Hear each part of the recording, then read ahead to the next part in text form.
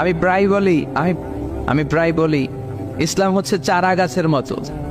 ইসলামের শত্রুরা ইসলামকে মাটির নিচে গেড়ে ফেলতে চায়, কিন্তু ওরা জানে না ইসলাম হচ্ছে চারা বীজের মতো। এটা মাটিতে গেড়ে দিলে কি হয়? শাখা প্রশাখা সহ উপরের দিকে ওঠে। এটার আওয়াজকে স্তব্ধ করে দেয়া যাবে?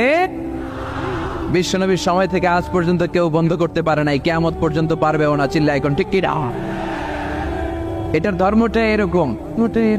ইসলামের শত্রুরা চায় ওদের মুখের ফুৎকারে ইসলামের আলোকে নিভিয়ে দিবে। আল্লাহ বলে কিয়ামত পর্যন্ত, until the day of judgment, ইসলামের বিজয়কে আমি চিরকালের জন্য অটুট রাখবো। চিল্লায় বলেন ঠিক কিনা? গোটা বিশ্বব্যাপী এখন ইসলামের জয়গান। ইউরোপ আমেরিকাতে মুসলমানদের সংখ্যা বাড়তেছে দিন দিন।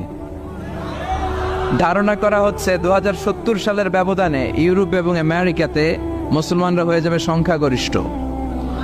2100 সালের ব্যবধানে ইউরোপ আমেরিকায় খ্রিস্টান খুঁজে পাওয়া মুশকিল হয়ে যাবে। আমার এক বন্ধু থাকে আমেরিকার বাফেলো সিটিতে। ও বলল, আমরা যে মসজিদে নামাজ পড়ি, আগে এই মসজিদটা ছিল চার্চ পর্যন্ত, গির্জা, খ্রিস্টানদের আবাদতগাহ। সে বললো আমেরিকার বিভিন্ন জায়গার চার্চগুলো ওরা বিক্রি করতে শুরু করেছে, আর এই গির্জাগুলো কিনে আমরা মসজিদ বানাতে শুরু করেছি। হাজার হাজার মসজিদ ইউরোপ আমেরিকাতে, আপনি অবাক হবেন। এজন্য যেই ধর্মের বাণীকে আল্লাহ নিজেই সমুন্নত করার ওয়াদা দিয়েছেন, সেই ধর্মকে কেউ ঠেকিয়ে রাখতে পারবে না। চিল্লায় বলেন ঠিক কিনা?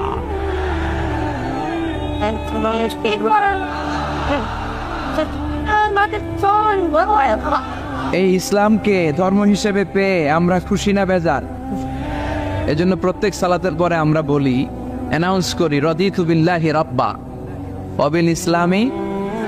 সবাই চিৎকার করে বলেন, ওয়াবিল ইসলামি। হে আল্লাহ, তোমাকে রব হিসেবে পেয়ে আমরা খুশি, আর ইসলামকে ধর্ম হিসেবে পেয়ে আমরা খুশি। এজন্য ইসলামের পক্ষে থাকলেই লাভ। যারা ইসলামের পক্ষে থাকবে তাদের লাভ না লস? যারা ইসলামের বিপরীতে যাবে তাদের দিন, দুনিয়া, আখিরাত সবটাকে বরবাদ করে দিবে কে? নারীদের পেটটা হচ্ছে খনি। চিল্লায় বলেন তো, নারীদের পেটটা কি? গ্যাসের খনি, তেলের খনি, স্বর্ণের খনির মতো নারীদের পেটও খনি। তাই নারীদেরকে যদি ইসলামের সাথে অ্যাটাচমেন্টটা বাড়ানো যায়, কোরআন সুন্নাহর আলোকে তাদেরকে কথা শোনানো যায়, এই পেট থেকে বড় বড় আল্লাহর ওলি বেরোবে, বড় বড় মুফাসসিরে কোরআন বেরোবে। এই পেট থেকে ফজলুল হক আমিনীর মতো মুফতি বেরোবে, আহমদ শফির মতো আলেমে দ্বীন বেরোবে, আল্লামা সাইদির মতো মুফাসসিরে কোরআন বেরোবে।